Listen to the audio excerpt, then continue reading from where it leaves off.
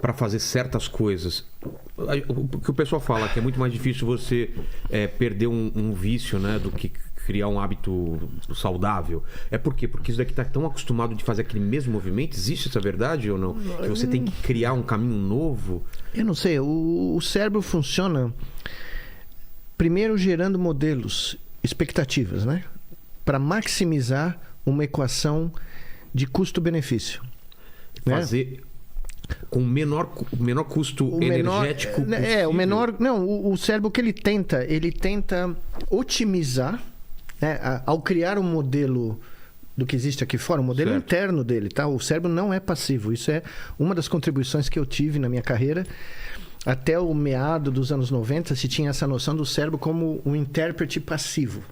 Ele recebe um monte de coisa do mundo e ele só interpreta o que está aqui. Certo. Na realidade, não é assim. O cérebro, desde o nosso começo da nossa vida, ele vai começando a criar um modelo interno da realidade. Esse modelo interno é a minha visão de mundo? Isso, a sua visão de mundo. A sua visão do que tem aqui, do que você extraiu, do que você observou, né? Que todos nós aprendemos. Se você pular da janela do segundo andar, você se machuca. Isso, exato. Se você, né? A textura disso. Exatamente. Tá. Então, o cérebro vai acumulando e vai criando um modelo interno. E, continuamente, ele está testando as previsões e as estimativas e as expectativas de recompensa, entre outras, com o que o mundo dá pra gente. Eu acho que isso aqui tá me parecendo gelado. Se eu tocar essa lata, eu tenho que sentir gelado. Se eu não sentir, por que eu não senti? Putz, se você achar que isso aqui é gelado e tá num ponto exato para tomar e estiver fervendo, o seu cérebro vai dar uma disparada, porque há um mismatch. Ele esperava uma coisa? Ele esperava algo e veio algo completamente diferente. Você vai ter neurônio disparando que nem louco. É? É assim, sim. Isso a gente já registrou, já fez,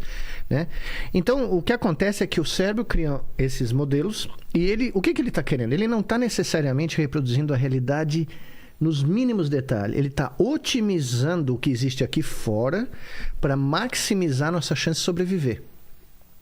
Exemplo clássico. Passar nossos genes para frente. Passar o nosso DNA e sobreviver o mais que nós pudermos. Por exemplo, isso ocorre comumente, muita gente vai ter essas coisas, mas eu vou contar o meu exemplo. Eu estava escrevendo o meu livro, no meu computador, descrevendo exatamente o que eu acabei de falar para você, de uma maneira muito literal, e eu vejo um troço correr na minha casa nos Estados Unidos, um barato passar, que eu falei, meu Deus, é uma barata. Uma barata? Não era.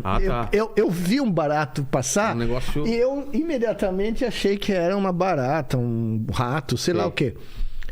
Nada, era reflexo da televisão que mudou, sei lá o quê, bateu na janela e fez... Mas o que o meu cérebro interpretou? É uma ameaça. É uma ameaça, é um risco, é um troço que está penetrando no seu... E automaticamente eu saí do coisa. Mas nada, ele estava reconstruindo de uma sombra que se moveu aqui. Ele bateu com as memórias anteriores, expectativas e veio com um significado rato ou alguma coisa. É um bicho, alguém está entrando na sua casa, você entendeu? E você não pediu para decodificar. Não, e não era verdade. Aquilo não era a realidade que estava aqui fora. Mas para ele era. Mas para ele prefere te dar um falso positivo, que tem um leão saindo da grama, do que não te dá a mensagem que o leão está saindo da grama. Ele sabe que se não te der na hora que precisa, você morre. Exatamente. Então, é uma diferença importante de visão de como o cérebro funciona, tá? E isso se aplica para tudo. E, entre outras coisas, aí eu volto para a sua pergunta, o cérebro tenta maximizar as nossas experiências prazerosas, tá? Porque existe todo um circuito límbico, todo um circuito dentro do nosso cérebro que, né, te dá uma liberação química que te faz sentir prazer, te faz sentir recompensado, né? Então, tem vários canais e vários comportamentos convergem no mesmo circuito, né?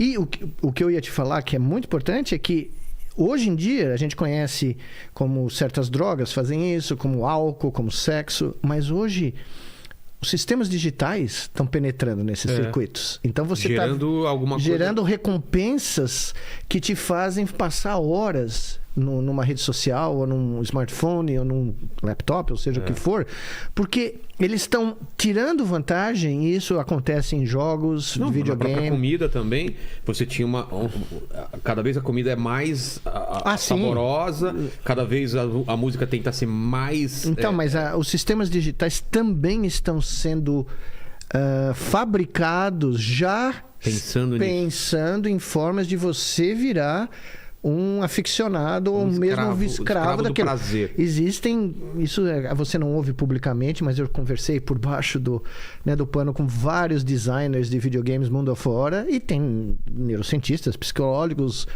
estudando para essas empresas como criar jogos que são, quer dizer, quando o cara tá para desistir, quando a criança ou o jovem tá para desistir de um certo, ele ganha uma recompensa instantânea para ele continuar jogando.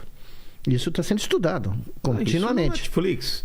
Tem um gancho para o próximo episódio. Tem um gancho. Antigamente você precisava apertar para ir, agora já vem a barrinha. Vem automático. E você nem pede. E não é à toa que as pessoas... Eu já fiz isso algumas vezes também, não sou inocente, mas que você pega alguma série que você gosta e você assiste 20 capítulos direto. Estava programado para assistir umas dois episódios. Exato. Mas então, a neurociência, ela fugiu.